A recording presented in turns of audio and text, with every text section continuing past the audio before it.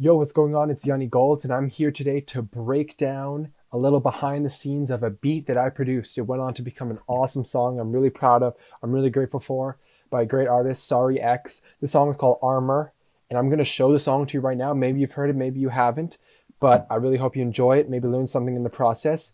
And let's take a listen to the song right here.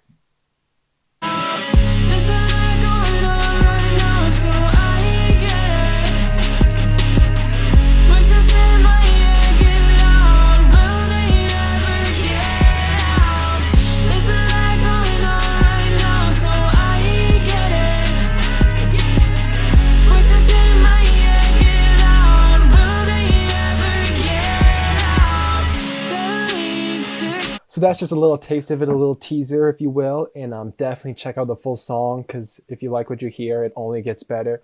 And I really just want to show you behind the scenes, the real project, the original project file and everything that went into this, because I just love it. And I played all the guitars on this, so I'm super proud of it. And I'll just take you behind all the little steps along the way. So this started out with me recording some guitars like I usually do. I record a lot of guitar loops, my own melodies, and this guitar was definitely some rock. I was right from the gate, I was going for rock. I just knew it. With no effects. I'm going to take all the effects off and just show you what I was going for right in the beginning. This is just raw, direct DI guitar I record. So it goes like this.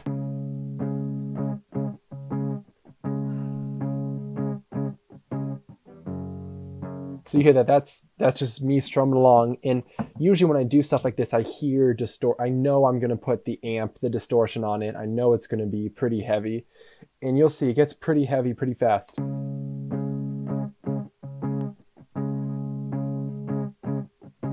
So I'm just strumming along that. It's rough. It's pretty raw, you might say, but I just start putting some effects. EQs. This looks insane, but this is a big push just to get a lot of, it cuts off the high end, obviously, it cuts off a lot of low end, but this is a big push to get it kind of crunchy in your face. This is actually a Ableton stock amp.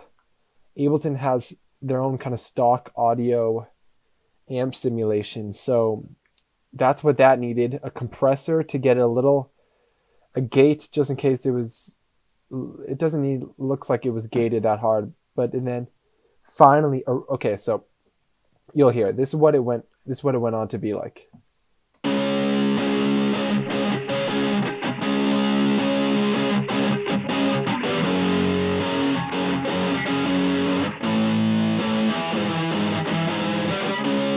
Now the cool part about this distortion, it just becomes a whole nother animal. Like you get to hear all these overtones.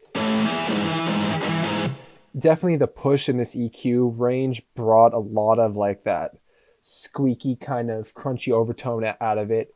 And I knew I was working with something kind of heavy, kind of metal, kind of rock, which is kind of grungy, which is what I love to hear. And I also put extra melodies over it when I was recording it. This one's a high kind of melody that is kind of catchy, is kind of way more reverbed out.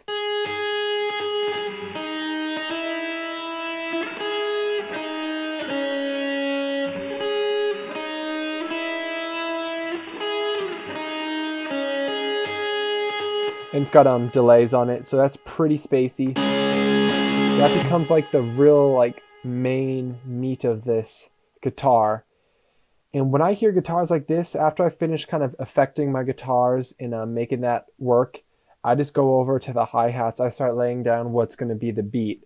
And usually it becomes like this intro. Like this is like an intro hi-hat. Look at me, I'm putting all these rolls in. Look at that. Definitely the rolls were important with the velocities. Like velocities are underrated when they're done right.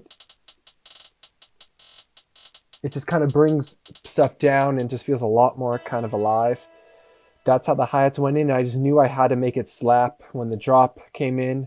Real kick, trap kicks, punchy stuff like that. I don't know how this one got so punchy. This kicks are called sharp. It's a nice pack, a nice kit that I use. This snare is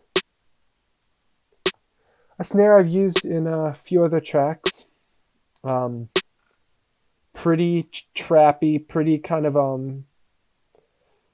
hard, and then there's going to be some in-between snares because that's important.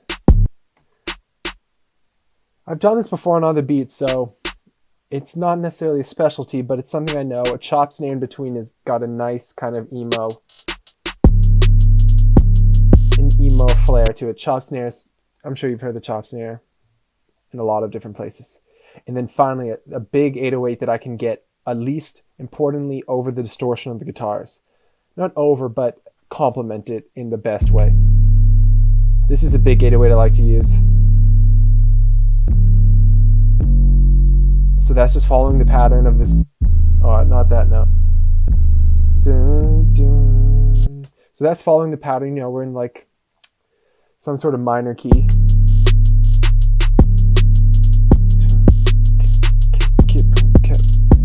And obviously, like, my thought with these kind of beats is like, I just need to make sure it keeps hitting.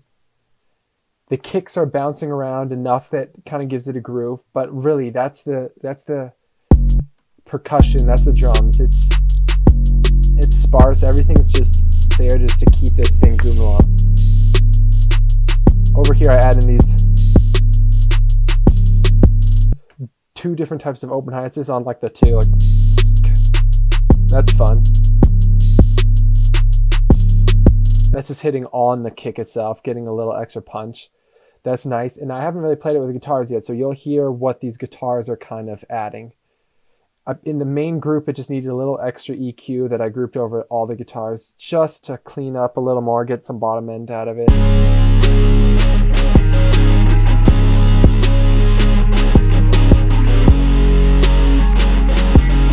So it's that 160 hard kind of rock trap that I love to kind of I love to put together. I love the good distortions, the tones that I had on this.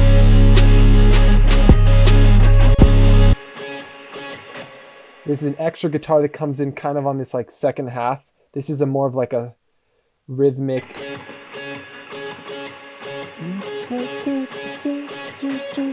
kind of just guitar just stabs like that, and this isn't even quantized, so I was playing it pretty straight. Or I like the rhythm, just that kind of loose rhythm that I pan left, so it's just a little of like that extra kind of excitement in the left ear, and that's going like that. And then there's also a high. This take is like a high.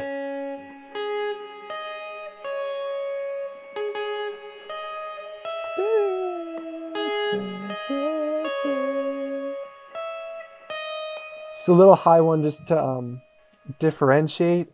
I really like how that works.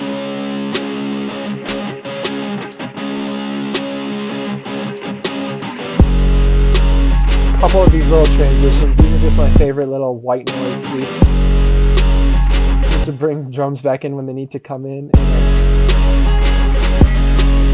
I'm really happy making this beat, and just something just like a raw rock in your face kind of beat, and so glad and grateful I got to send it over to SariX. Awesome artist. Please check it out, check out the music, and she did amazing stuff. And we have 2 songs on this EP, specifically Hellfire. I've broken down another beat in a different video, and then this one's something really awesome, so definitely check this out. I'll show you guys a little bit.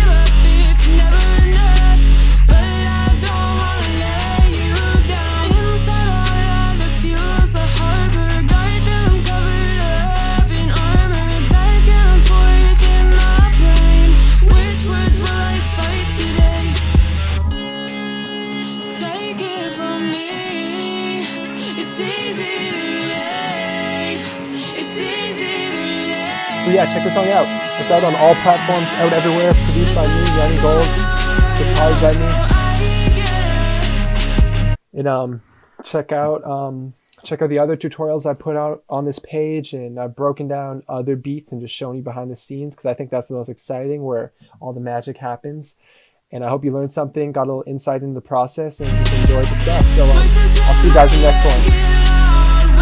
Peace out. Rock on. Peace.